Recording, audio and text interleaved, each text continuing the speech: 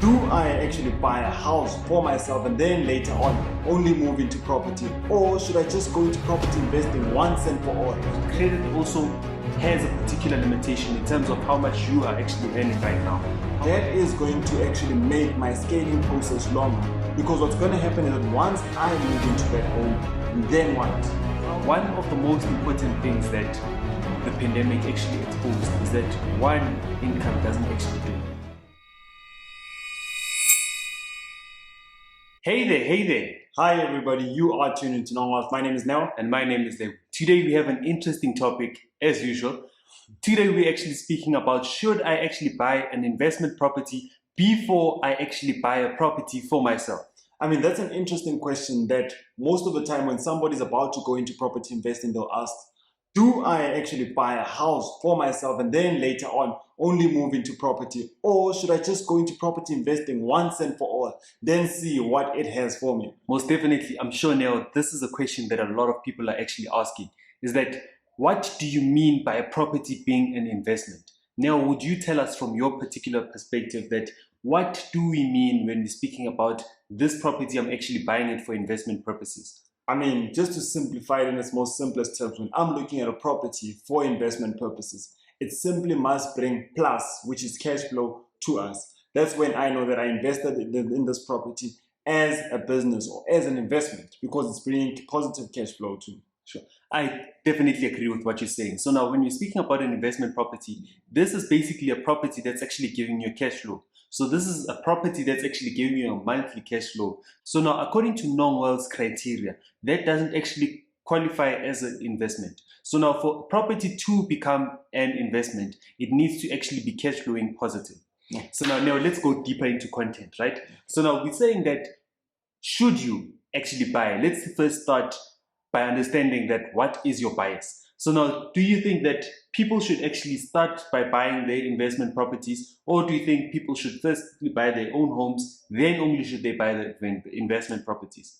It's quite a nice question, especially the way you asked it. Do I think people should do that? You know what? I'll tell you what I would do, because I definitely wouldn't recommend this for people to try this at home. So in terms of looking at it from that perspective, is that where we are right now, we were facing that situation. Do we move out and then do we buy a property for property investment, or do I just move out, buy a home, and then think about property investing? The practicality of it is that if I'm going to buy a house, especially with the credit that I have, being a first-time buyer, or if I'm in that situation, even if I'm not a first-time buyer, I need to look at affordability. Mm-hmm. So if I am going to buy a home, that is going to actually make my scaling process longer, because what's going to happen is that once I move into that home, then what? How am I going to increase my property portfolio? Let me make a practical example. Let's say I went to the bank and then I heard they told me that I qualify for 1 million. And I got home and I was like, guess what? I qualify for 1 million. Only to find out that the house that I bought is 1 million. And then what? When am I going to grow to the next property? Because even looking at us, we are pushing property on a full-time basis. So if we are focusing on property on a full-time basis, then how am I even going to get to my next property? Because already affordability will be a problem if I bought that property as my home. Most definitely. So now we're always speaking about credit, right? Yeah. But now also looking at credit also has a particular limitation in terms of how much you are actually earning right now, how much you can actually afford. Say for instance, you are able to afford a house that's worth 800,000 right now, right? It makes sense for you to actually be buying that particular house for a residential dwelling. So now if you are the one that's going to be living in this particular property, we can't count it as an investment property, because now it's not going to be giving you a monthly income. I know, right? Some of you are actually thinking that I have a main house, then I have a cottage, they're actually paying it down. But now is it giving you an extra cash flow? If it is actually giving you that extra cash flow, then good. That's a good investment property. But now if it's actually taking out money from your pocket and giving it into this particular property, then it becomes a problem. Looking at it from cash flow, I mean, we love the term cash flow. How is the situation going to be different from both? When I'm looking at cash flow in terms of buying it as an investment opportunity, I'm going to be strict. Like we always speak to our clients that these are the rules of engagements. You always need to look out for XXX before you actually buy it. And then now you will know that you're looking at a particular cash flow that will not only sustain, this is the most important part, it will not only sustain the business, However, it will also sustain yourself. So in that way, whereby there will be a portion that goes to you, there will also be a portion that goes to the business. In that way, the property portfolio can grow.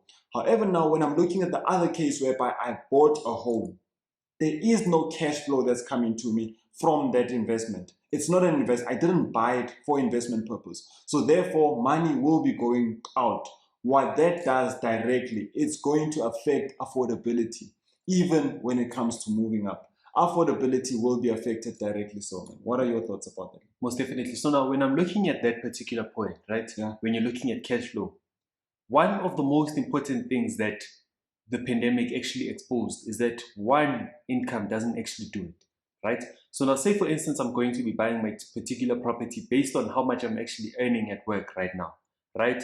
Say for instance, I'm earning 20,000 and it allows me to actually go out and get a credit for 800,000. I buy this particular property for me to be living in that particular property, only to find out that I get retrenched. What's going to happen to that particular property? Chances are I'm going to be selling it to a property investor, hoping that I'm going to get the money that I owe to the bank, right? That's not a situation that I want you to be in. What I would like you to be in is that let's generate cash flow based from a property perspective, right? Once we have that particular cash flow that's actually coming on a monthly basis, then only can we buy our property to live in. Because now how that will actually help you is that if you do get retrenched or if something does happen at work and you need to actually leave work, right, you can still maintain the lifestyle that you are living right now. One of the hardest things that a lot of people had to go through was downgrading from point A to point B. That's not a nice move to actually take. So now let's position you to become that powerful property investor. I like how you look at it. Even the question itself, the topic itself for today, we're looking at, should I buy a property investment before buying my home, or should I buy my home before buying my property investment? It's up to you how you do it. But the way you just explained it, we're already positioning ourselves in terms of worst case scenario. So as I did mention, we're not saying do this and this and this. However, we're telling you that when you take the step, this is what you can expect, especially looking at it from worst case scenario. Because I know even with planning, what a lot of people do in terms of planning, you don't plan for the worst case scenario. When a bad thing happens, that's when you find yourself in a situation and then you think property investing can't be true. However, now once you start looking at, should I buy a property first or my home first, you look at, you weigh both. You weigh both in terms of you should also be thinking about the bad.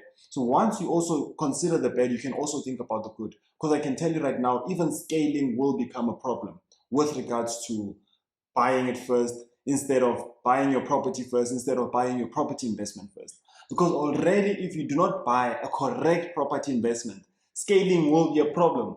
However, now when we're looking at buying a property and you're not even getting cash flow, you're not getting money from it at all, that will become a bigger problem when you are looking at it from the perspective of scaling to the next property. Most definitely. I liked how you actually spoke about scaling, right? So now I've bought this particular property. So now how do I scale from that one property to the next property to actually reach that financial freedom? Because now the financial freedom is the ultimate goal that we're actually looking at, right? So now how do I scale from one business to the next? Credit. Credit is the answer. Because now if I'm going to be buying the next property based on credit, it will be easier for me to actually move from one property to another as an investment. Because now remember, as a property investor, I remember this is a topic that we actually spoke about today earlier on. At no point will I own a property fully under myself, right? At no point will I actually own the investment property.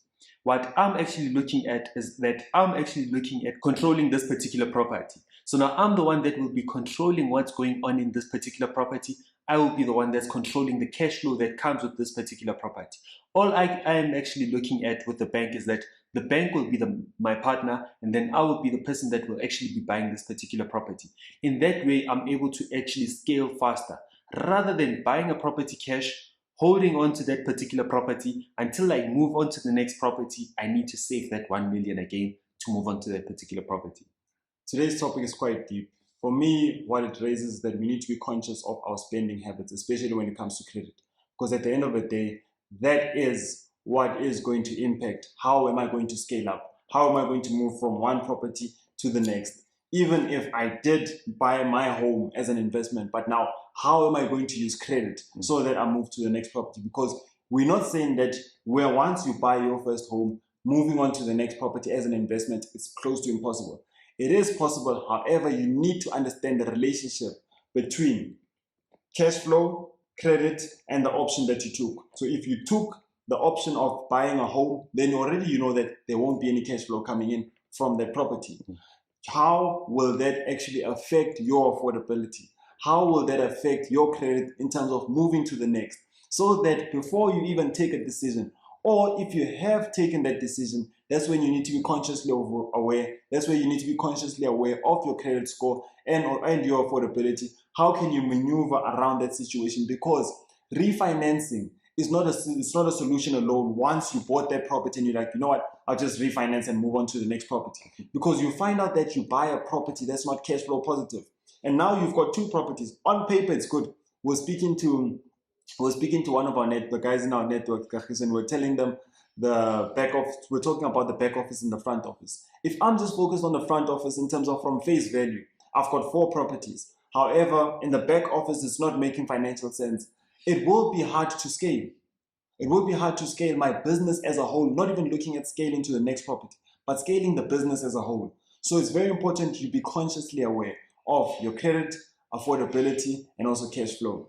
To answer your question, should I buy my investment property before my property? Yes. So now we said the first point is that you actually want to increase your affordability, reach that financial freedom so that you don't have to downgrade. And then you need to, after acquiring your first property, you then need to know, how do I actually scale my business from having one property to multiple properties that will actually be able to sustain my life and sustain the business side so that the business is always growing. That's a wrap from us, and we are quite excited about this topic. Hope it did bring value to you. If you watched until this far, hit a pro, and we really appreciate that. If you're asking, guys, why should I hit a pro? That's our tagline. That's how we confuse them, guys. Just hit a pro, and we really appreciate that. Most definitely. So now, before we actually close, we will be hosting our business launch on the 30th of January 2021. So now, if you have actually RSVP'd, then we'll see you there. If you haven't really RSVP'd, then it's a bit of a problem because now we are actually fully booked. So now, the next time, that's when we'll actually meet. Noel?